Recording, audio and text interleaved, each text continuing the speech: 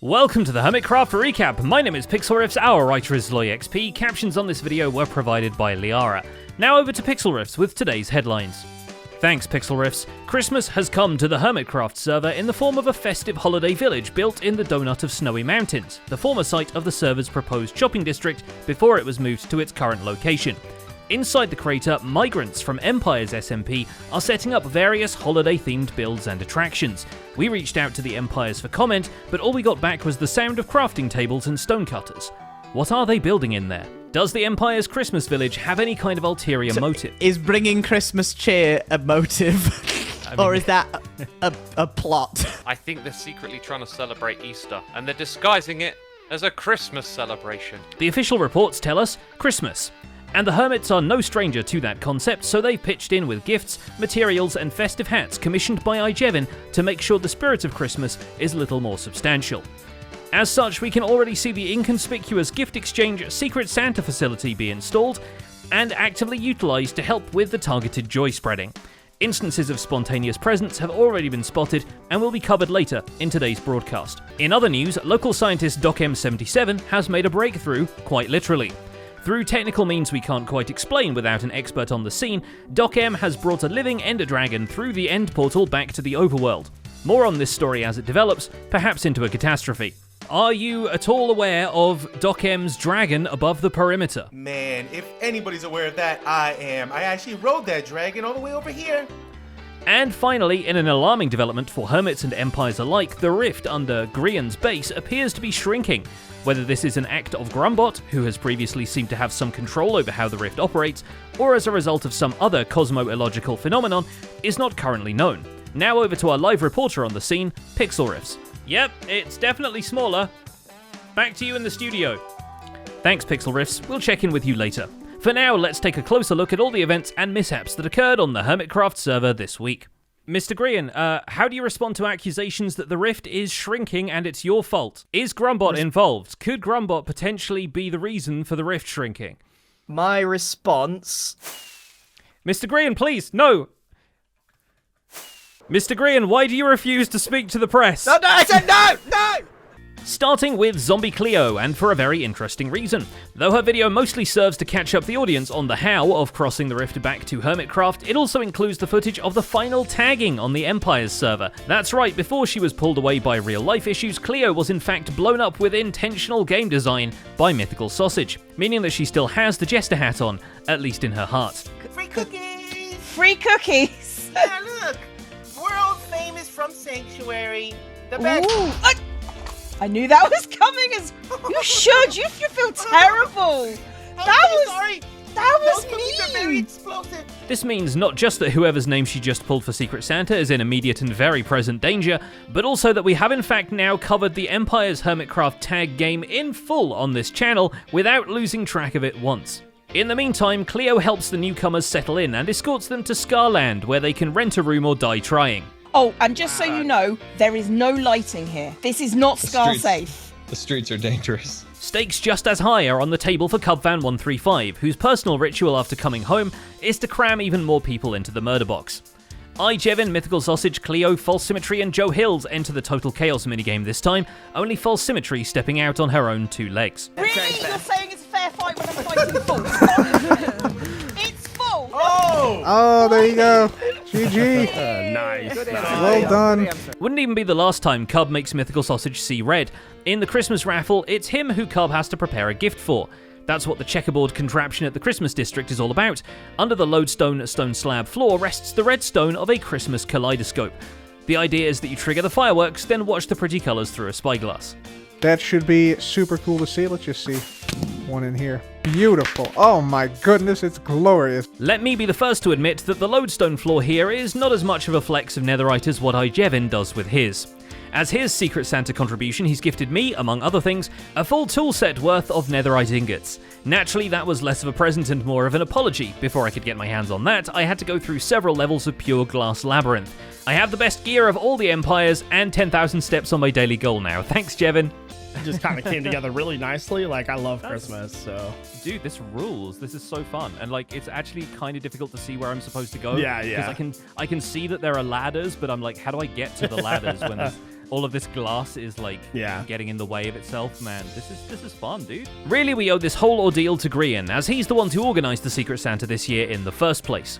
That's why the rules this time explicitly spell out gift or prank, and not just gift. He was also kind enough to already stock up the dispenser with most of the relevant names, so anyone just joining in is only one press of a button away from declaring someone naughty or nice. Well, I've tried to pile the snow up as much as possible. This is one cozy corner. Alas, the sleigh does not come with a tree. Trees very much blow up in Grian's video. He's had the ENX04 tree farm installed at the base. It dupes TNT to harvest logs. Thankfully, Ian's video is actually a really good reference point as well. So, tutorial videos, redstone videos, ages ago, they were not this complex. For those who want their logs exploded by organic, artisanal, handcrafted TNT, rejoice! Rendog has returned to Hermitcraft along with the rest of the crew, and he immediately drops the whole Kingly Rain thing on Mythical Sausage so he can get back to his first love, Gigacorp. Oh man, it's so great to be back on our own server again, isn't it? Before he can fire up the latest iteration of the Dodeca Chopper though, he sneaks back through the rift onto Empires for one last act of lore. He takes the block that generated at the 0 coordinate on all 3 axes. Following audience clues that this may be the Genesis block the Gigapod was asking for, he planned to get one from the Hermitcraft server itself, but found that Doc M had replaced that with a turtle egg a little while ago. Luckily for him, access to another server lets him swipe a very specific piece of deep slate, and hopefully the Gigapod will overlook the fact that it's imported from another dimension. I can't believe how many places I put my head, guys. It's ridiculous. Pearlescent Moon also steps back through the rift, although her home base looks significantly more alien. Luckily, Mythical Sausage is here to take her to her leader. It's him. He's the king now. Careful, the doorbell This smells screams. better. Ah! It's okay, he What won't is bite. that? Everything the light touches is his kingdom, and as Pearl demonstrates, the light touches some pretty weird stuff. It'd be best if he ignores the room where they plan to overthrow the last king. Yeah, I would like you have space here for me. You know what? I would have space. You know, we kind of built together in your empire. Well, you can build mine, yeah? But life under the new reign of King Sausage seems pretty chill, so Pearl goes back to establishing more buildings for the human civilization that's mingling with her fictional aliens. Across the bridge, the horns of the Empire sound as the Dwarven King returns to his base, and realizes he needs to restock his shops because suddenly new people are here and they will want to buy everything. So, because you were able to be here to witness it and everything, so you must have stuff I can get, right? Yeah, I think that's totally has welcome gifts. He totally is the most Yeah, welcoming dwarf ever. Yeah. I mean, I helped you out. You helped me. Why? Impulse stocks up Iron Chant and takes the opportunity to sell some fireworks in person before going back to laughing at murder. It's like they never left.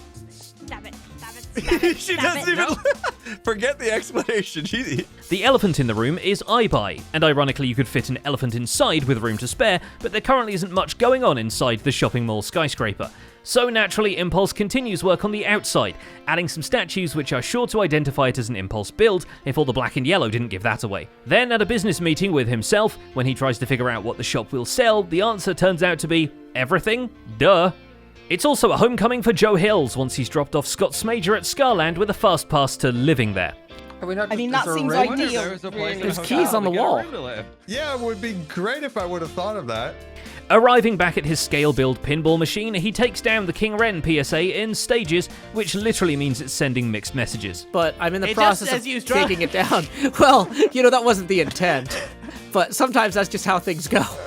Rescuing Ollie the Orion Sound becomes something of a part-time occupation for Joe, although unlike Ollie, he can't be in 2 places at once. You'd think this would be a source of friction, but it's more of a bonding experience. If only they were bonded to their wings this way. Wait, I've been distracted by this. Yeah, the sky looks really dangerous. Stop! Stop! Oh, my elytra broke. What is no? Stop! No! Pixarif's on the scene for the Hermitcraft recap with Ollie the Orion Sound. Ollie, how many times have you died on the server so far? Oh, that's a rich question. It's over 30, and still counting, and possibly to double in the next couple of days. Joe uses this experience to rescue Jimmy from the rift basement as well, but by that time Ollie has died again. I don't know how to out-weird this guy. Having finally reached the end of the alphabet, Vintage Beef invites Zedaf over to push some buttons, but he's a maverick, so he runs over pressure plates instead. It works on a technical level, if not on a luck level, but at least now Zedaf truly knows what he's made of. Your primary attack is the lowest at 30, but your secondary attack is 100, which is the highest. That's what I do. See, I trick people. They think I'm a lover, not a fighter, and then just as they turn away, I'm like, Haja! And I get them. 2 hermits now remain to be carded, Zombie Cleo and Beef himself.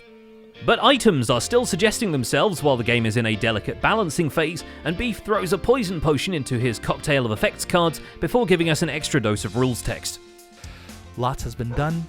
A little bit left to go. Please, suggestions for my move names and Zombie Cleo's move names. I am so tired. XB Crafted is still bustling around his cave base adding houses and taverns, but he takes time out this week to pull a name from the Secret Santa sleigh and swing by the coffee shop for a live recording of last week's recap script, which still doesn't get any less weird the more I say it. So maybe we should call him Girlbot. And when Azuma lets her know the rift is reopened, Pearl stops by Sanctuary for an emotional goodbye with mythical sausage. After a few cups of coffee and a refreshing amount of death, XB returns to his latest project, a villager trading hall with a very squishy carpet. The sculpt catalysts disguised in the floor are both aesthetically pleasing and, ironically, spawn-proofing the area since they give off a low light level.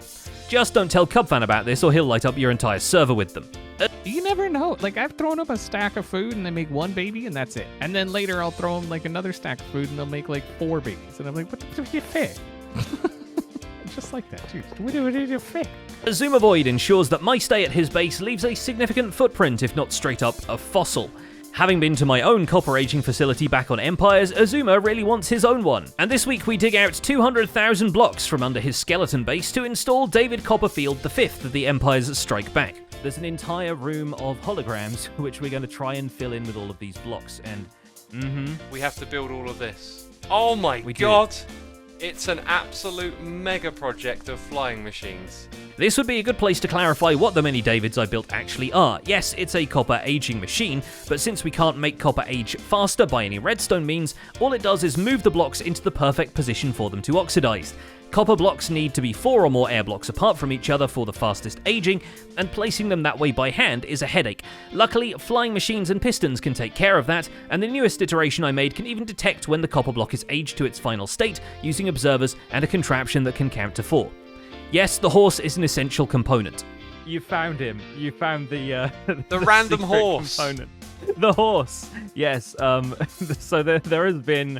If we click ignore entities, he goes away. But the horse is really a significant part of this entire operation. He's the overseer. Tradition.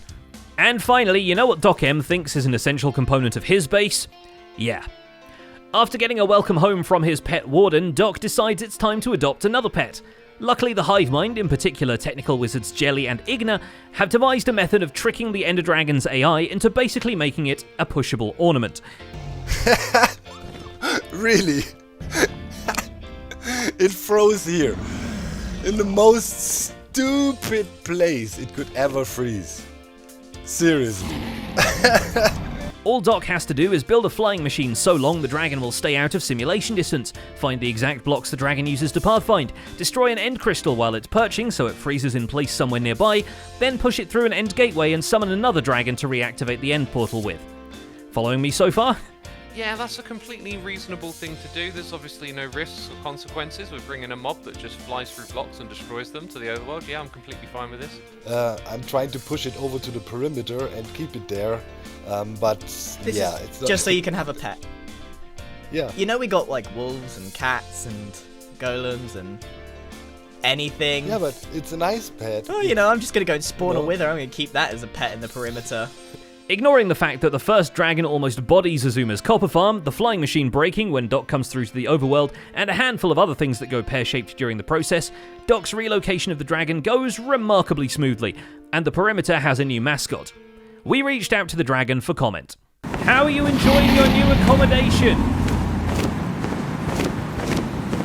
Are you aware that the rift is closing? And that's about it for this week's recap. Our writer is LoyXP, and my name is Pixel Riffs. Captions on this video were provided by Liara.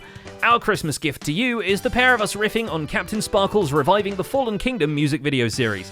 Link to that in the end screen theatre. Don't forget to leave a like while you're still here and subscribe so you won't miss future recaps. Thanks for watching, and we'll see you next week. Does the Empire's Christmas Village have some sort of ulterior motive? Yes, we have a bomb placed underground, and if we were to leave the server, this whole place will explode. That's a little bit dark. I wonder if people are gonna really think that's real. I'm sure Zloy will get a kick out of that. I'm not sure we can use it.